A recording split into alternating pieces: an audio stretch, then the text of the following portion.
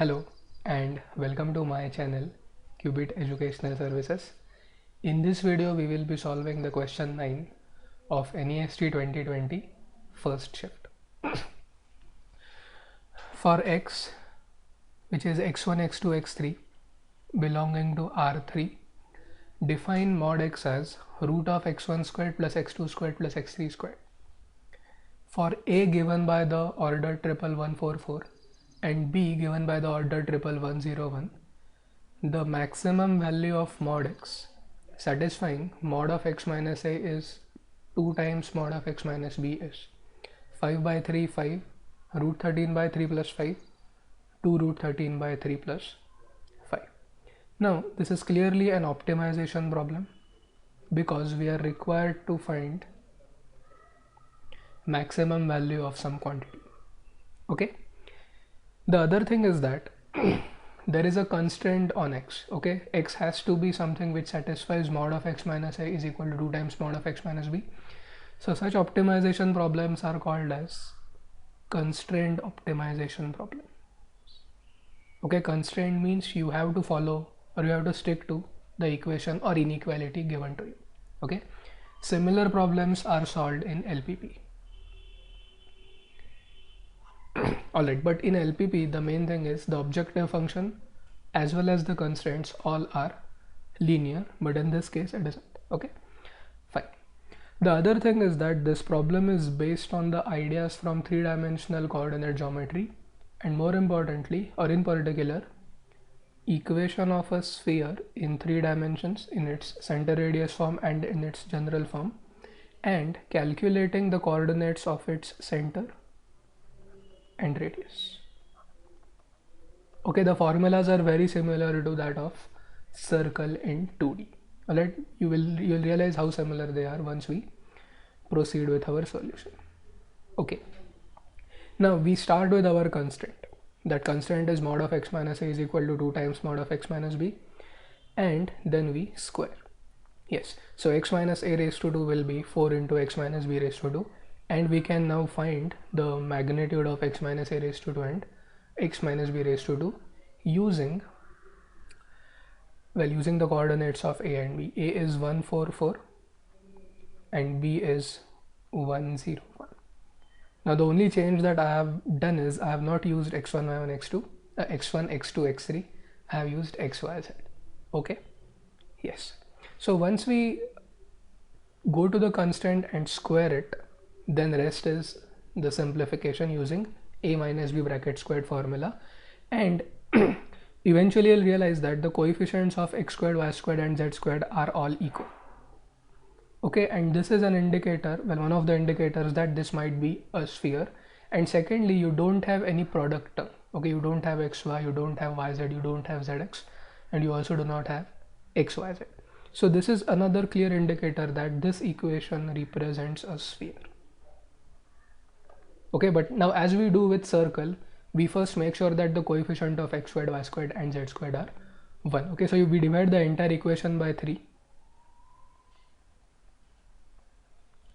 to get x squared plus y squared plus z squared minus 2x plus 8 by 3y minus 25 by 3 is equal to 0.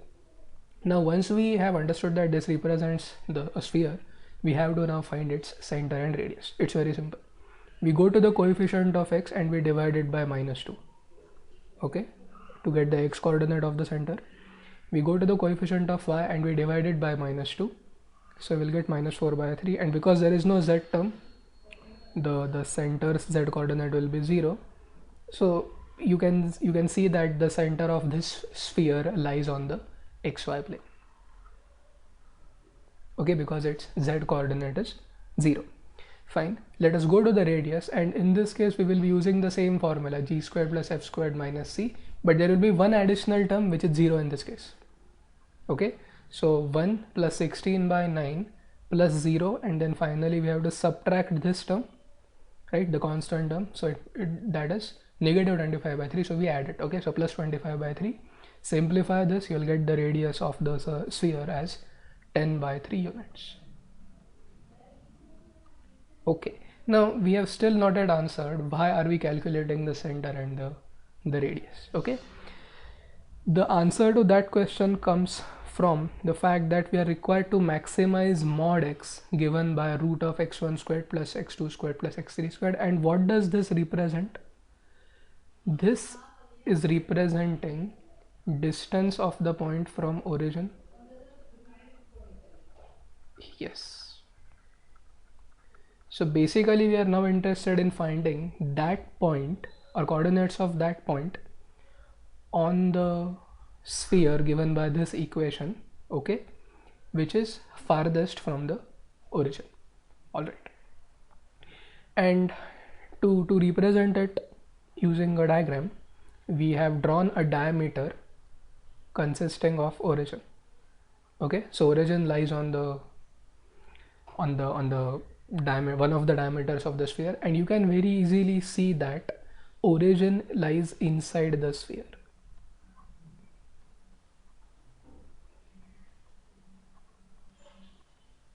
Okay, you can check it later. Fine. Now observe this. If we want to find the point which is farthest from the origin but on the sphere, it has to be on the other side of the it has to be on the other side of the diameter.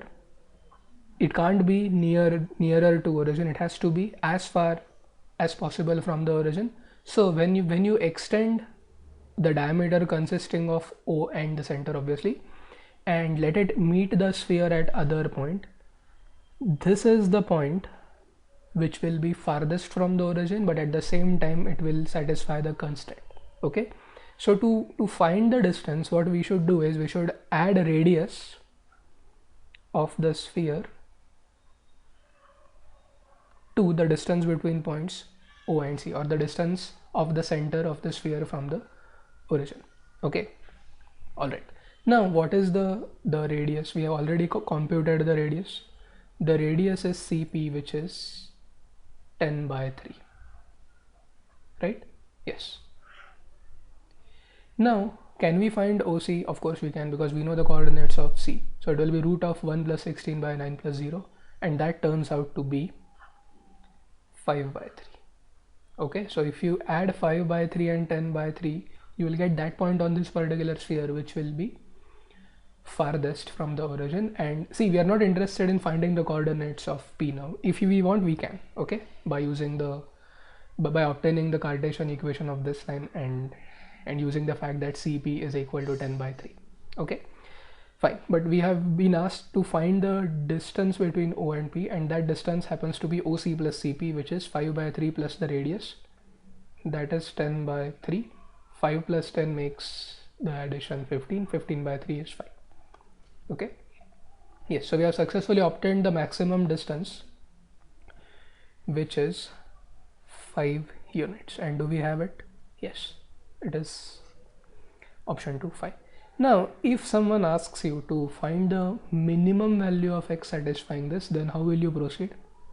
To find the minimum value, we have to consider this point. Let us call it Q.